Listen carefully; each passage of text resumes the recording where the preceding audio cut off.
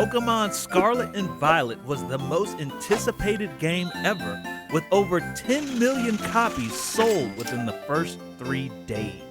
In this review, we'll show you if it's worth it or just a bug fix. Also, we'll clarify if Sprigatito is Greninja 2.0 or just a disappointment. Pokémon, it's a franchise we all know and love, and here's one out of the many sequels that Game Freak's unpaid interns have made in just under a year. Wow. This entry is called Scarlet and Violet because the naming team has resulted to using obscure colors. But enough about titles. You clicked on this video because its title is about Scarlet and Violet and whether you should buy it or deny it. Despite it having come out, 4 months ago, but minor details. The Pokemon franchise is definitely one of the biggest gaming franchises out there. And yet, Nintendo still can't deliver on what the community wants, like a complete Pokédex or a generally smooth working game. Pokemon Arceus was a big step in the right direction. It felt like a combination of action game and the Pokemon games that we know, but there was still a lot to improve.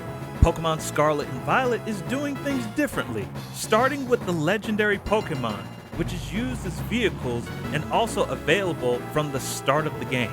It was definitely meant to happen, that we'd have cars and bikes as Pokemon. I mean, there are lamps, washing machines, and keys, a keychain, fucking keychains. Definitely a weird change for most Pokemon fans, since legendaries are usually meant for the end game. But there are more unusual changes, which we will cover in the pros and cons of the game. But first of all, we gotta clarify. There is no Greninja 2.0. Starters are super cute, but become like one of those before and after pictures of someone who took meth. And it's for this reason I believe they fired the original designer of Sprigatito because it was just too good of a starter. But let's get started with the pros, since my friends and I really enjoyed the game. And yes, I did have horrible FPS and glitches, and there's no denying it. Even Pokemon tweeted about it. So the first notable changes to the game is that they took everything great from Pokemon Arceus and added even more to it. Pokemon walking around, catching Pokemon with even shinies visible, Pokemon very well distributed, outbreaks, generally Pokemon look better, open world, you can freely choose what to do mostly. The game has 3 different stories with twists, which spice the game up. Auto fights, UI changes, Union Circle, Terra raids, and a new system. But before we move on to the cons of the games, we'd like you to like and subscribe.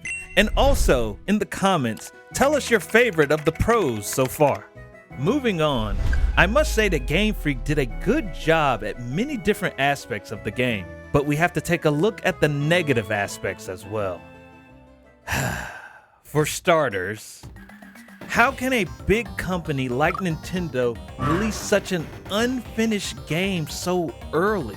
This is even making FNAF Security Breach look good, for God's sake. What the hell? Of course, money and holidays are the reason, but look at all the glitches happening. It's worse than Cyberpunk, and Nintendo even started refunding people for this mess of a game. Even after update 1.2, the FPS isn't much better. Bruh. And even worse, horrible bugs appear to be corrupting save files. And that's not the only place you can tell there was not enough time to fully develop the game. The school place has massive FPS drops, unnecessary stairs, and it's filled with useless shops to have something in the city. Additionally, you can't enter all the buildings.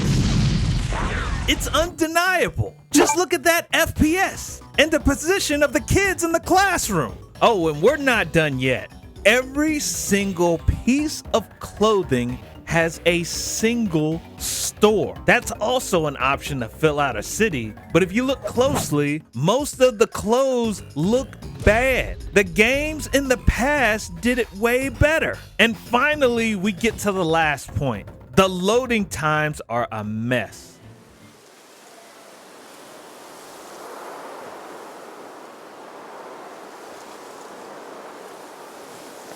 It takes ages to load, and Game Freak still didn't figure out that we need an option to delete Pokemon. It's a disaster.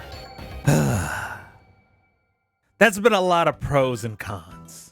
Now let's finish it with a conclusion. I've mentioned it a few times, but I do understand why people hold back with their purchase. Those FPS drops and glitches are a mess. Combined with a lot of other details that could be better, Game Freak should definitely deliver more updates. But on the other hand, I really enjoy the core concept of the game, the better storytelling, and the overall freedom in this open world, which has been really refreshing after the Diamond and Pearl remakes. Therefore, we'll give the game 70 out of 100.